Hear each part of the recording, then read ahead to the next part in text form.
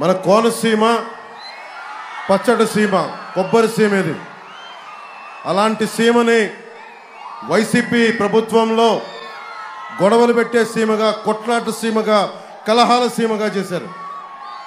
ఆ రోజున నేను బయటకు వచ్చి మన అమలాపురంలో గొడవలు పెట్టడానికి వైసీపీ ప్రభుత్వం చేస్తూ ఉంటే బయటకు వచ్చి ఒకటే చెప్పాను, కోనసీమని అమలాపురాన్ని చిచ్చు పెడితే సహించలేదు. అన్ని కులాలు బాగుండాలి, ఏ కులాల మధ్య విభేదాలు సృష్టించకూడదు.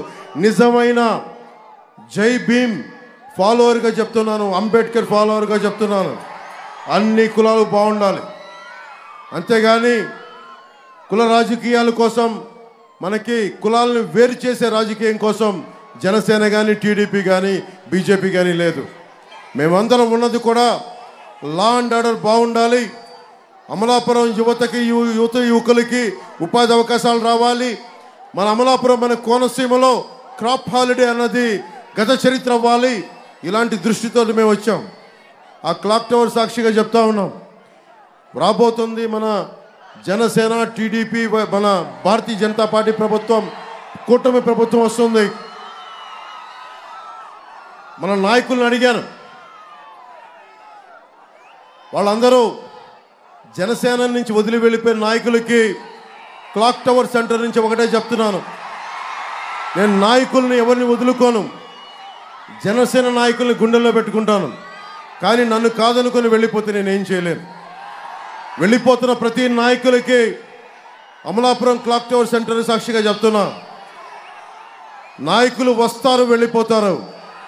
జనసేన జన సైనికులు, వీర మహిళలు, జనసేన మద్దతుదారులు రాష్ట్ర క్షేమం కోసం, ప్రజాక్షేమం కోసం నిలబడేవాళ్ళు. పోయినసారి కూడా వైసీపీ ప్రభుత్వం మన సినిమాలను ఆపేసి ఒకటే చెప్పాను, మనల్ని ఎవడు ఆపేది అని చెప్పి.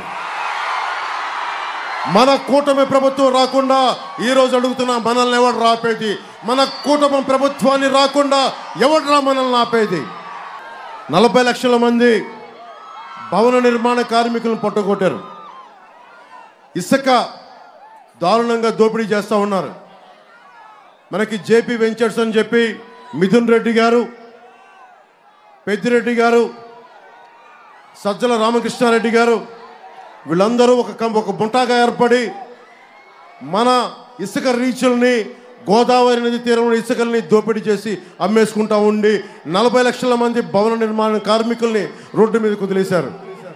ఈ రోజున క్లాక్ టవర్ సెంటర్ సాక్షిగా చెప్తున్నాను, భవన నిర్మాణ కార్మికుల్ని మా కూటమి ప్రభుత్వం ఆదుకుంటుంది. యువతి యువకులందరికీ ఎక్కడో వర్క్ ఫ్రమ్ హోమ్, మీరు ఇళ్లలో కూర్చొనే మీరు సంపాదన వచ్చేలాగా మనకి ఐటీ పరిశ్రమలు, ఇక్కడికి మనకి దాదాపు 2.5 లక్షల హెక్టార్లో కొబ్బరి పంట ఉంది. నాకు కోనసీమలోనే చెప్పారు, ఒక ఇంట్లో ఒక కొబ్బరి చెట్టు ఉంటే దాన్ని పెద్ద కొడుకుగా చూసుకుంటామని. అలాంటి పెద్దలకి చెప్తా ఉన్నాను, నేను మీరిచ్చిన, నాకు ప్రోత్సాహం ఇచ్చారు. నేను మీ మాటగా చెప్తున్నాను, రైతాంగానికి, కౌలు రైతులకు కానీ, అమలాపురం కోనసీమ రైతాంగానికి కానీ మీకు గిట్టుబాటు ధర వచ్చేలాగా, మీకు కనీస మద్దతు ధర వచ్చేలాగా భవిష్యత్తులో ఇంకెప్పుడు మీకు భవిష్యత్తులో ఎప్పుడు కూడా మీరు క్రాప్ హాలిడే ప్రకటించని పరిస్థితుల్లో ప్రభుత్వాలు నడుపుతామని తెలియజేసుకుంటా ఉన్నాను. అలాగే ఈసీ జగన్మోహన్ గారిని తిరుగుతూ ఉంటే ఈసీకి నాకు ఎలక్షన్ కమిషన్ నోటీసులు ఇచ్చారని చెప్పారు. ఖచ్చితంగా ఎలక్షన్ కమిషన్ వారికి ఏ పరిస్థితుల్లో జగన్మోహన్ గారిని అనాల్సి వచ్చిందో, ఒక తప్పులు చేసేవాడిని తప్పులు చేసేవాడే ఉంటాం. అలాగే దళితుల్ని, వైసీపీ ఒకసారి దళిత సామాజిక వర్గం కూడా ఆలోచించాలి. మీలో చిచ్చు పెట్టడానికి ఉన్నారు వైసీపీ నాయకులు.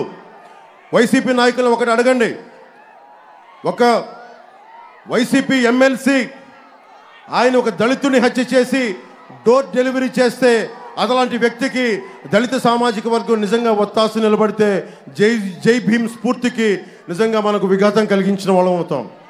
అలాంటి పరిస్థితులు రాకూడదంటే జనసేన, తెలుగుదేశం పార్టీ, భారతీయ జనతా పార్టీ కూటమికి మీరు అండగా నిలబడితే భవిష్యత్తులో అలాంటి పరిస్థితులు రాకుండా ఉండే బలమైన మనకి లా అండ్ ఆర్డర్ పరిస్థితులకి దిగజారకుండా చూసుకుంటాం. జగన్ గురించి ఒకటే చెప్పి ముగిస్తాం, జగన్ జీవితం జైలుకి బెయిల్కి మధ్యలో ఊగిసలాడే జీవితం జగన్ది. కోనసీమ నుంచి చెప్తా ఉన్నాం, జగన్ గుర్తుపెట్టుకో, క్లాక్ టవర్ నుంచి చెప్తా ఉన్నాం, నీకు రోజులు దగ్గర పడ్డాయి, నీ ప్రభుత్వాన్ని ప్యాక్ చేస్తాం, నిన్ను జైలుకు పంపిస్తాం. మమ్మల్ని అకారణంగా ప్రతి ఒక్కరిని ఎవరెవరి సామాజిక వర్గం చేత తిట్టిస్తూ ఉంటాం. మా సామాజిక వర్గం చెప్పే నాయకులను కూడా అడుగుతా ఉన్నాను, మీకు క్రాప్ హాలిడే పెడుతున్నప్పుడు, క్రాప్ హాలిడే ప్రకటించినప్పుడు నాయకులంతా ఏమయ్యారు? ఈ రోజున జగన్కి మద్దతు తెలిపే ప్రతి ఒక్కరికి, దళిత నాయకులు కానీ, బీసీ నాయకులు కానీ, కాపు నాయకులు కానీ, ఎవరైనా సరే ప్రభుత్వాన్ని, రాష్ట్రాన్ని పిలిచి పిప్పి చేస్తున్న వ్యక్తికి మీరు అండగా నిలబడితే రాష్ట్ర ప్రజానీకానికి ద్రోహం చేసిన వాళ్ళు అవుతారు. అక్కడ దయచేసి ప్రజలందరూ కూడా మీరు ఆలోచించండి, నా అన్నదమ్ములను ఆలోచించండి, అక్క చెల్లెలను ఆలోచించండి. మా దాదాపు 3,000 మంది ఆడపిల్లలు అదృశ్యం అయిపోతే ఈ చీఫ్ మినిస్టర్ ఒక్క రోజు కూడా ప్రెస్ మీట్ కూడా పెట్టలేదు. ఇలాంటి వ్యక్తి కాకుండా మన కూటమి ప్రభుత్వం వస్తుంది, మీకు సరైన సంక్షేమంతో కూడిన పాలన అందిస్తుంది. వైసీపీ అందిస్తున్న సంక్షేమాల కంటే కూడా ఇంకా బెటర్ సంక్షేమాలు అందిస్తాం. ఉన్న వాళ్ళిచ్చే సంక్షేమ పథకాల కంటే కూడా అదనంగా 1,000 రూపాయలు ఎక్కువ ఇచ్చేవాళ్ళం తప్ప తక్కువ ఇచ్చేవాళ్ళం కాదు కూటమి ప్రభుత్వం తెలియజేసుకుంటూ, మనకి రాబోతున్న మే 13 వస్తున్న ఎన్నికల్లో భారీ విజయంతో మన అమలాపురం ఎమ్మెల్యే అభ్యర్థిగా తెలుగుదేశం పార్టీకి మన పార్టీ మీద సైకిల్ గుర్తు మీద ఐతాబత్తుల ఆనందరావు గారిని భారీ మెజారిటీతో గెలిపించండి. ఆయన గెలుపు జనసేన గెలుపు కూడా, ఆయన గెలుపు భారతీయ జనతా పార్టీ గెలుపు కూడా, ఆయన గెలుపు కేవలం తెలుగుదేశం కూటమి గెలుపది.